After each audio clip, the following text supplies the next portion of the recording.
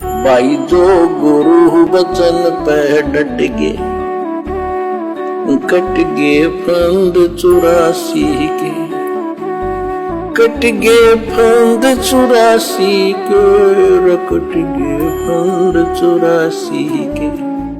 भाई जो गुरु बचन पे डट गे, कट गे फंद 84 के, कट गे फंद 84 के, कट गे फंद 84 के। भाई जो गुरु बचन पे डट गे। सतलोक शाश्वत स्थान में जाने के पश्चात जीवात्मा को अमर शरीर प्राप्त होता है। उस लोक में वृद्ध नहीं होते, सदा युवा रहते हैं। जैसे पृथ्वी पर हमारा परिवार है, वैसे ही वहाँ पर भी परिवार होगा। जो पहले चले गए उनका भी परिवार है। वहाँ पर कोई कार्य नहीं करना, सर्व पदार्थ उपलब्ध हैं। सदाबहार वृक्ष हैं, फूल खिले रहते हैं, दूधों की नदियाँ बहती हैं, घी के सरोवर हैं, नदियाँ भी चलती हैं, सुंदर मकान हैं तथा सर्व सुख हैं। आपस में प्यार प्रेम से रहते हैं। वहाँ के व्यक्ति स्त्री पुरुष जो भोजन खाते या पीते हैं, सर्व शरीर में ही समा जाता है, टट्टी पेशाब नहीं करते, इसलिए वहाँ गंदगी नहीं है। सतलोक में बहुत ही अच्छी सुगंध उठती रहती है। वह सतलोक स्वयं प्रकाशित है। वहाँ पर विशेष प्यारी प्यारी धुन बजती रहती है, जैसे वर्तमान में मोबाइल फोन में बजती है।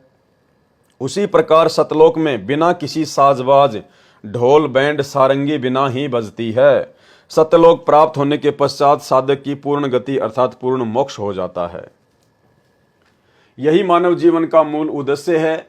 यह जब साधना का ज्ञान है, ये भक्ति बोध है। श्रीमद् भगवद गीता अध्याय 3 श्लोक 4 में कहा है कि न कर्मणाम अनार्भातम नैसे कर्मम पुरुष अश्नुते न च सन्न्यसनात् एवं सिद्धिम समधि गच्छति।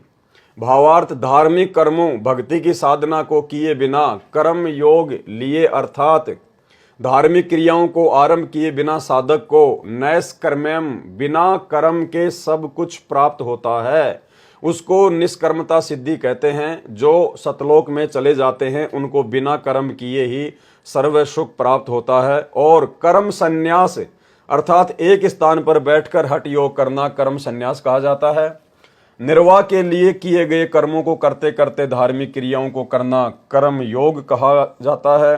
संन्यास धारण करने वालों को निष्कर्मता वाली सिद्धि प्राप्त नहीं होती। गीता अध्याय 3 श्लोक 8 में भी कर्म योग को श्रेष्ठ बताया है। उपरोक्त भक्ति की साधना से वह निष्कर्मता मोक्ष प्राप्त होता है। वह साधना विश्व में मेरे अतिरिक्त किसी के पास नहीं है। कौन कह रहे हैं? परम पूज्य परमेश्वर सतगुरु रामपाल जी भगवान।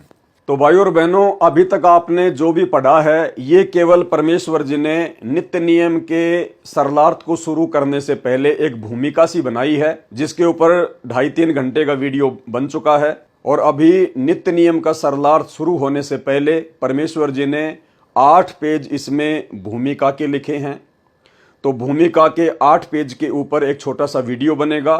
तो आज के वीडियो में केवल इतना ही। कल सभी भाई बहन रात्रि 9 बजे अवश्य जुड़े। बंदी छोड़ सतगुरु रामपाल जी परमेश्वर जी की जय। जो गुरु बचन पे डट गे, कट गे फंद 84 के, कट गे फंद 84 के, कट गे फंद 84 के।